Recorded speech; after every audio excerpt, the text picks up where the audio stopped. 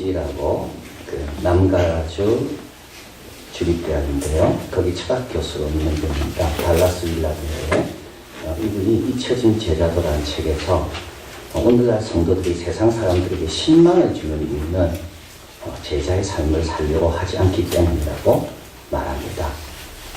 제자의 삶이란 뭘까요? 모든 삶 구석구석 하나님 나라의 삶을 사는 법을 예수님께 일관되게 배우는 자입니다.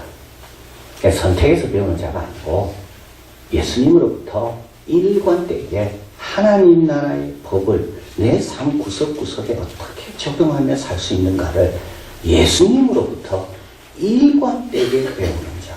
그러니까 선택적으로 배우는 자가 아닙니다. 내한테 유리하면 배우고 그렇지 않으면 딴 데서 배우고 그게 아니라 예수님으로부터 일관되게 배우려는 자. 이게 제자다. 하나님 나라의 삶에 대한 이해가 깊어가고 그 발견과 깨달음을 삶의 모든 면에 적용하는 사람. 그리스도처럼 되겠다는 의지와 결단으로 그를 따르는 사람. 그래서 오늘 예배드리러 오지만 예배드리는 오늘 목적이 예수님을 좀 닮고 싶은 마음으로 그런 결단과 의지로 예수님을 따르는 사람. 뭘 내가 얻겠다는 그게 아니라 예수님을 좀 내가 한번 닮은 삶을 한번 살아보자. 이런 결단과 의지로 예수님을 따르는 사람. 이게 제자라는 거. 그래서 그분의 성품이 우리를 지배하고 스며들게 하여서 그분의 능력을 맡을 수 있는 경지까지 이르는 사람. 그러니까 예수님의 성품이 내 안에 자꾸 스며들고 그래서 하나님이 나에게 뭘 맡겨도 잘 감당할 수 있는 사람. 돈을 맡겨도 시간을 맡겨도 때로는 질병을 맡겨도 때로는 가시를 맡겨도 그 하나님이 맡긴 것을 잘 감당할 수 있는 사람. 그런데 오늘날 그의 말에 의하면 성도들은 제자가 되기보다는 그저 그리스도인으로 살려고 한다는 겁니다.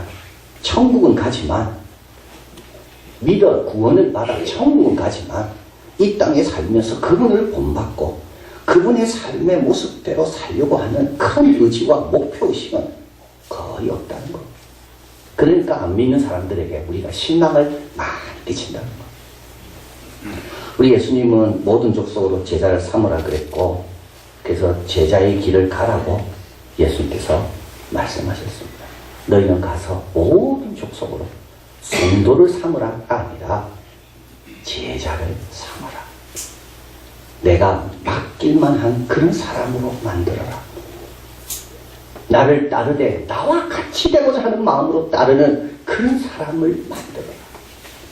그래서 사도행전에 보면 예수님 승천하시고 난 다음에 이제 사도행전의 역사가 이루어지는데요. 제자라는 말이 다 나옵니다. 사도행전 2장 42절. 이날에 제자의 수가 3,000이나 더하더라. 6장 7절. 예루살렘에 있는 제자의 수가 심히 많아지고 9장 10절. 그때 다메섹에 아나니아라는 제자가 있더니 이 제자는 어떤 사람입니까? 맡길만한 사람. 예수님을 따르기로 본받기로 결단하고 예수님을 바라보는 사람. 제자들이 안디옥에 가서 비로소 그리스도인이라는 일컬음을 받게 되었더라. 제자와 그리스도인은 같은 말입니다. 사도행전 16장 1절. 바울이 더베아 루스드라에도 이르며 거기에 디모데라 하는 제자가 있습니다. 그냥 제자가 아닙니다. 삶의 구석구석마다 예수님의 말씀을 그대로 적용하고 일관되게 배우려는 사람. 그래서 예수님께서 뭘 맡겨도 잘 감당할 수 있는 사람. 이게 이 제자들입니다. 달라스 윌라드는 말합니다. 신약성경은 제자들에 관한, 제자들에 의한, 제자들을 위한 책이다. 예수님의 제자가 누군지에 대해서 성경은 잘 신약성경을 보여주고 있죠. 또 신약성경은 다 예수님의 제자들이 적었죠. 그리고 제자들을 위한 제자의 삶이 뭔가를 그 다음 제자들, 우리 같은 그 다음 세대의 제자들을 위한 책이 신약성경이다라고 말합니다. 우리는 이제 사순절 기간을 보내게 되는데요. 제자의 삶에 대해서 살펴보려고 합니다. 우리도 좀 예수님이 좀 맡길 만한 사람이 좀 되면 얼마나 좋을까. 뭘 맡겨도 잘 감당할 수 있는 그런 사람. 그리고 이제 예수님을 따르고 열심을 내는 목표가 이제 예수님을 본받고자 하는 목표로 좀 바뀌면. 그래서 2016년 다시 세우신다고 말씀하셨는데 우리 모두가 이번 사순절 기간에 예수님의 제자로 다시 세워진 겁니다. 그래서 오늘은 첫 시간으로 예수님의 제자가 된다는 게 무슨 뜻인지를 살펴보겠습니다. 첫째, 예수님의 제자가 된다는 것은 우리의 대변자를 갖는 것을 뜻합니다. 16장 1절 3절에 보면 앞에 보시면 됩니다. 안식일에 예수께서 밀밭 사이로 지나가실 때 제자들이 이삭을 잘라 손으로 비벼 먹으니 어떤 바리새인들이 말하되 어찌하여 안식일에 하지 못할 일을 하느냐. 예수께서 대답하여 가라사대. 지금 바리새인들은 제자들 보고 이야기합니다. 근데 제자들은 말하지 않고 누가 말합니까? 예수님이 말하십니다. 누가 보면 가만히 있다 보면 예수님의 성격이 어떤 분인지 딱 알게 됩니다. 예수님의 성격은요, 좀 급하십니다. 예수님의 제자와 예수님께 온 사람들이 어려움을 당하면요, 예수님은 바로 반응하시는 겁니다. 이 앞에도 똑같이 나옵니다. 마태 세리가 재산을 다 팔아 예수님의 제자가 되기 위해 잔치를 벌였습니다. 세리와 다른 많은 사람이 함께 앉아 있습니다. 바리새인과 저희 서기관들이 그 제자들을 비방합니다. 예수님 비방하지 않았습니다. 제자들. 그러나 이때 예수님이 대답하십니다. 제자들이 말할 기회도 안 주세요. 예수님이 그냥 바로 반응하시는 거예요. 바리새인 집에 들어갔을 때 죄인인 한 명이 향유를 발에 붓고 머리털로 예수님의 발을 씻었습니다. 이때 바리새인들이 막 속으로 중얼거립니다. 이때 예수님은요, 많이 탕감받은 자가 많이 사랑받는 자가 예수님 대신 말씀하십니다. 18년 동안 꼬부라 허리를 펴지 못하는 여인이 안식일에 나음을 입습니다. 이때 회당장이가 일을 놓고 6일 동안 와서 고침을 받으면 되는데 왜 7일날 안식일날 고침받냐?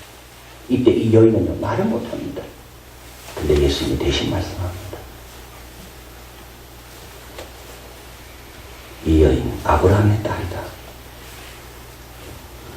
여러분 너무 여러분 변화하려 하지 마십시오. 예수님께 시간을 드리세요. 예수님은 우리에게 한 것이 곧 당신에게 한 것이라고 말씀하셨습니다. 우리가 당하는 모든 것들은 예수님은 우리보다 오히려 더 심하게 느끼실지 모릅니다. 예수님은 제자들이 어려움 당하는 걸 보고 계시는 분이 아닙니다. 마태복음 10장 41절 한번 읽어봅니다. 또 누구든지 제자의 이름으로 이 소자 중 하나에게 냉수 한 그릇을 주는 자는 내가 진실로 너희에게 이르노니 그 사람이 결탄코 상을 잃지 아니하리라 하십니다. 제자의 이름으로 냉수 한 그릇 줘도 우리 예수님은 내 제자이기 했기 때문에 예수님께서 상을 주신다는 겁니다. 제자가 된다는 것이 뭘까요? 우리의 대변자를 갖는다는 것을 뜻합니다. 두 번째로 예수님의 제자가 된다는 것은 그분의 기도 제목이 된다는 말입니다. 먼저 오늘 본문입니다. 이때 예수께서 기도하다가 산을 가서 밤이 맞도록 하나님께 기도하시고 밝음에 제자들을 부르십니다. 예수님께서 밤이 맞도록 기도하신 이유가 뭘까요?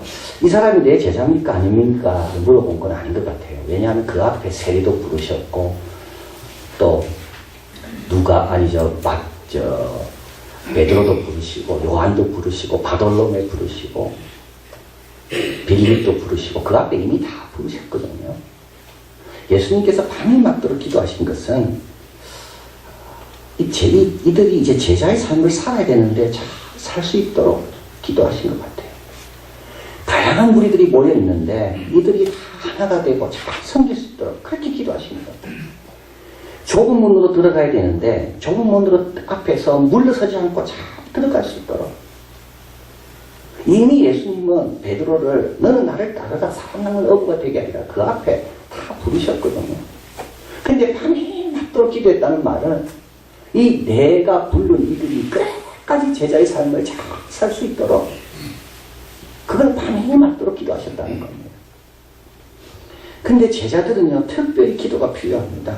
22장 31절에 가보면 시몬아 시몬아 사단이 밀가루를 타려고 너를 청구하였으나 그러나 내가 너를 위하여 내 믿음이 떨어지지 않게 기도하였노니 너는 돌이킨 후에 내 형제를 돕게 하라.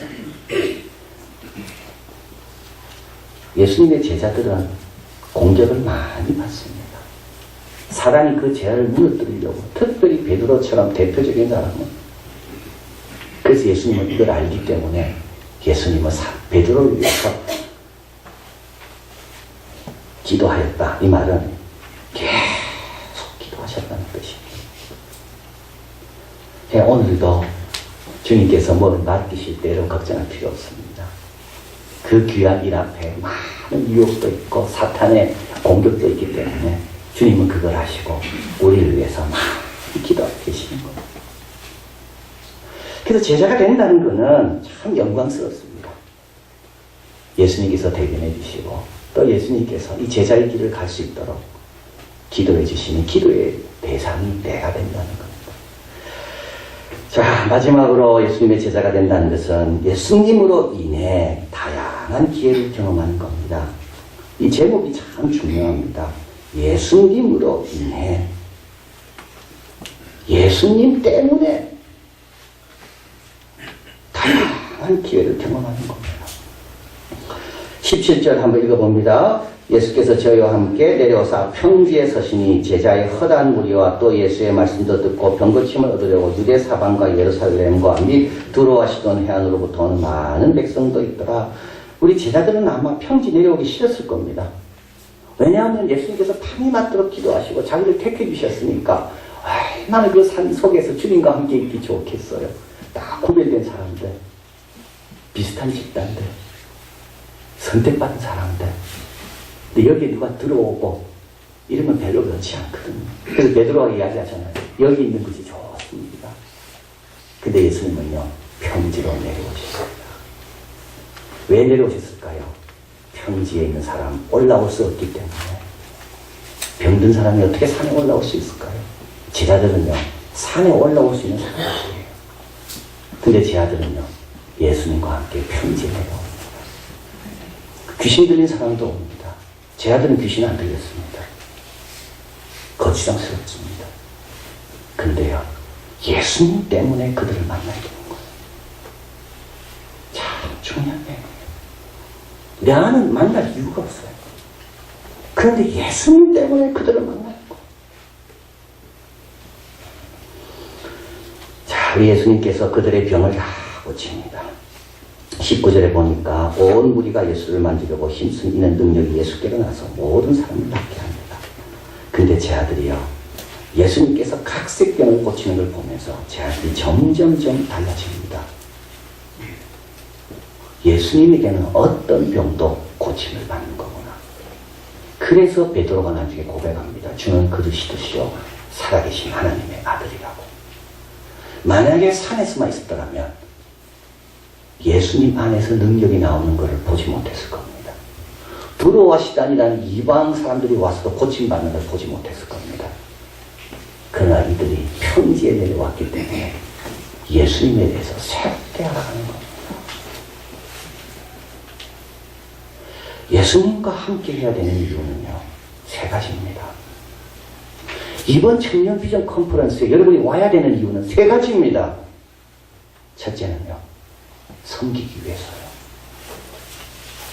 섬기기 위해서 와야 돼요. 예수님의 제자 가운데 여인들이 있습니다. 이 여인들은 한 번도 앞에 나서지 않습니다. 그런데도 이들이 예수님과 함께하는 이유는 자기의 소유로 예수님을 섬기기 위해서요. 다른 이유가 없어요.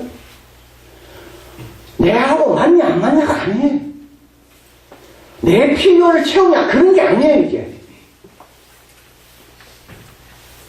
나는 건강하고 나는 다 괜찮습니다.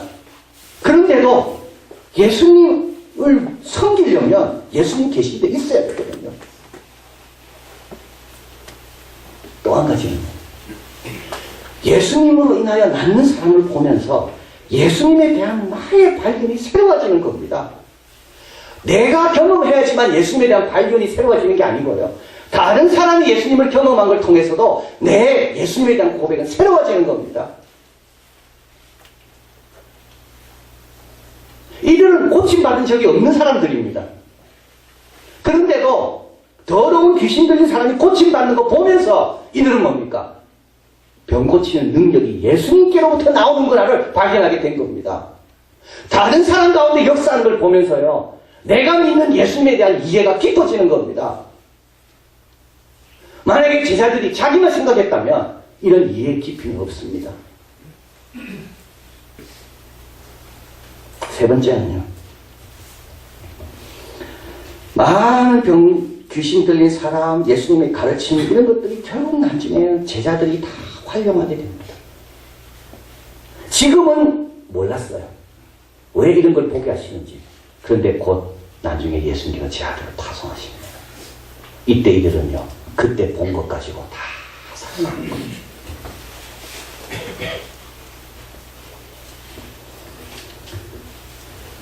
(1999년) 독일 소설가로 7번째 노벨 문학상을 받은 권터 그라스는 양파껍질을 벗기며라는 자서전적 소설을 적었습니다. 여기서 자기가 17세 때 히틀러 침대에 가담했다는 것 때문에 큰 논란을 일으키게 됩니다. 그래서 그 제목을 양파 껍질을 벗기라고 했다고 봅니다. 양파 껍질을 벗길 때 눈물이 나고 괴롭잖아요.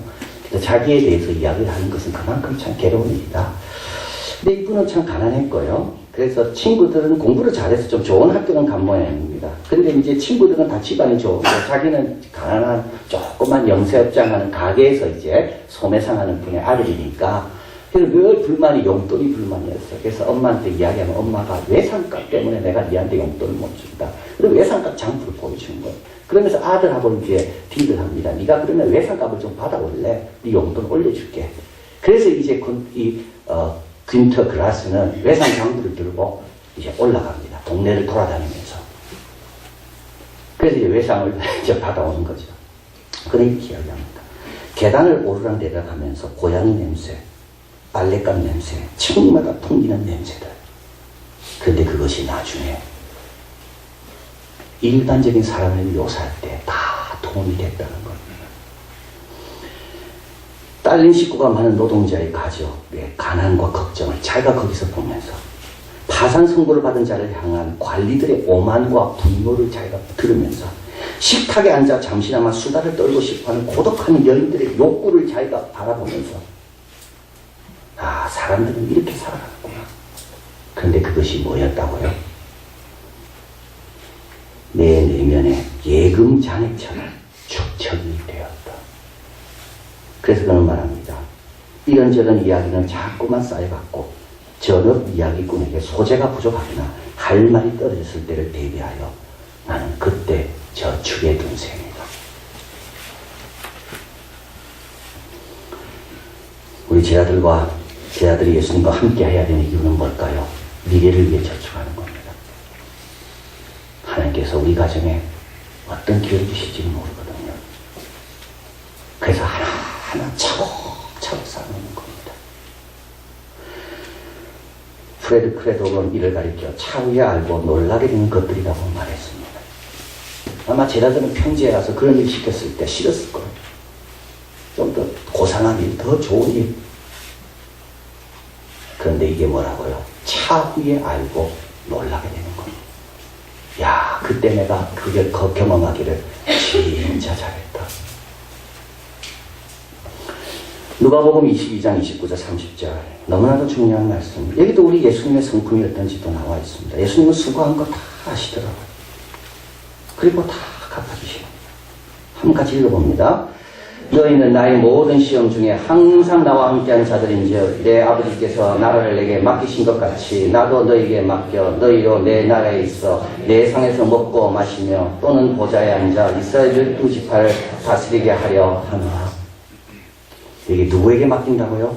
시험 중에 항상 나와 함께하는 자들. 주님은 누구에게 맡기십니까? 시험 중에, 이 말은 뭡니까? 유혹도 있고 하기도 싫고 귀찮기도 하고 이해도 안 되고, 근데도요 예수님과 함께하는 자들. 그들에게 주님은 아버지가 나에게 나라를 맡긴 것처럼 나도 너에게 나라를 맡긴다. 왜 이번 토요일에 오셔야 됩니까?